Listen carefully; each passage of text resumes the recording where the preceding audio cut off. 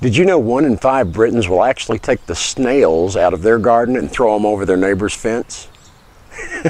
I didn't know that either.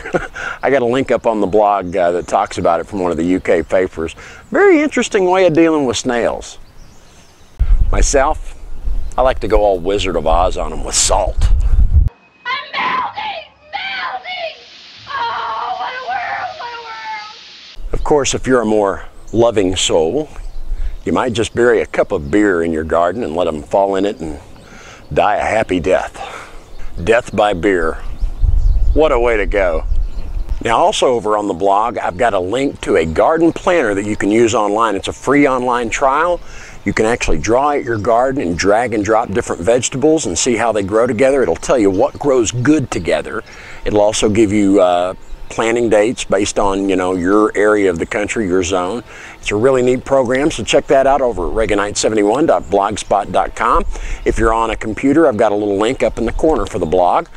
Today we're going to make use of our open bed by planting Blue Lake bush green beans. We're going to plant a bunch of these bad boys.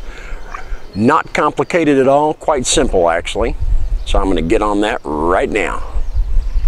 They actually recommend that you plant 2 about 4 inches apart. I'm only going to do 1 because I'm going to have so many. If I have some that don't germinate, it's no big deal because I'm going to have plenty to make up the difference. I want to do a bunch so that we have plenty to can that come off at the same time. If you get a little bit one week and a little bit the next week, it's hard to get them all, you know, the same freshness to can. So we're going to plant them about 1 inch to 1.5 inches deep, cover them up, and then water them in. Tomorrow we've got storms moving in, so the whole garden is going to get a really nice soaking tomorrow, so I want to get these seeds in the ground. I've got a pencil and I've marked it at 1.5 inches, and all I'm going to do, this is so complicated, golly, I'm going to go 1.5 inches deep, drop my bean in, and cover it up. And that's all she wrote. Another thing that's also important to remember is that when you actually go to weed around these are shallow rooted bushes, these bush beans. So be careful about weeding around them or you'll actually uproot the entire plant.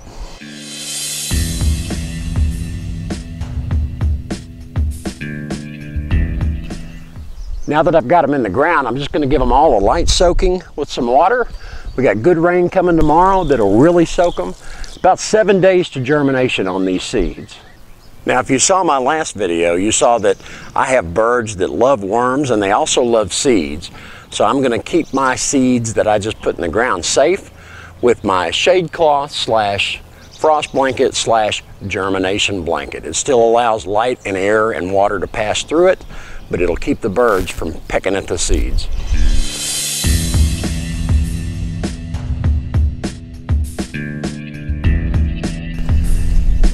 This should allow my seeds to be unmolested and allow them to go to germination. Boy, I tell you, this stuff has been a really good investment. I've used it for shade cloth, I've used it for frost protection, and now I'm using it for germination. You just can't beat it with a stingy stick. Got a link up to this as well over on the blog. Now when your beans actually start growing, they're going to form a bush, but they will fall over. I recommend finding some of these 99-cent tomato cages. You can use those for them if you just have, you know, a small amount. If you've got a lot more, you might think about building yourself a trellis. You could run in between your rows and just, you know, bring them up through there and kind of weave them, do a weave like a Florida weave, you know, with multiple strings running. Or you can do this. You can get trellis netting like this at Walmart for around $5. Pretty big package actually.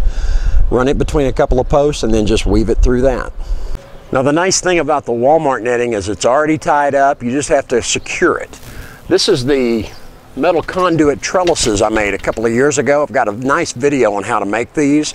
I'll put a link down here. And as you'll see, the nylon is still nice and strong. So what I'm going to do is I'm going to use a combination. I'm going to use the Walmart trellising on the outside where I've already got the greenhouse built. And I think I'm going to run these in the middle for my middle row for them to climb up.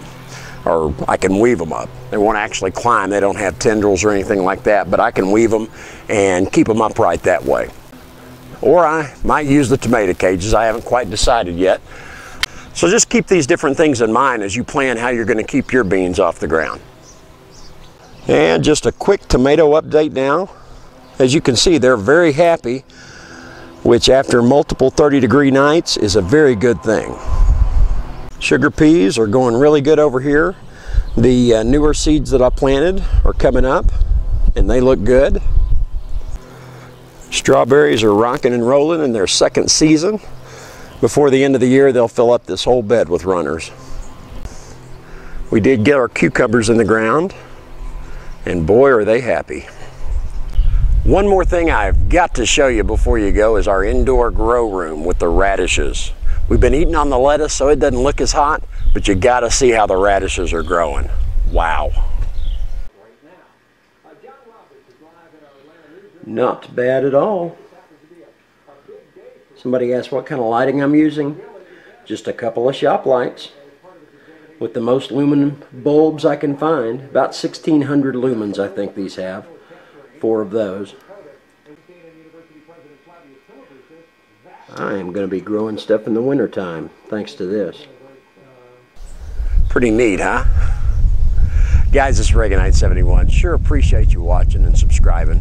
Thank you for your support, and we'll see you next time.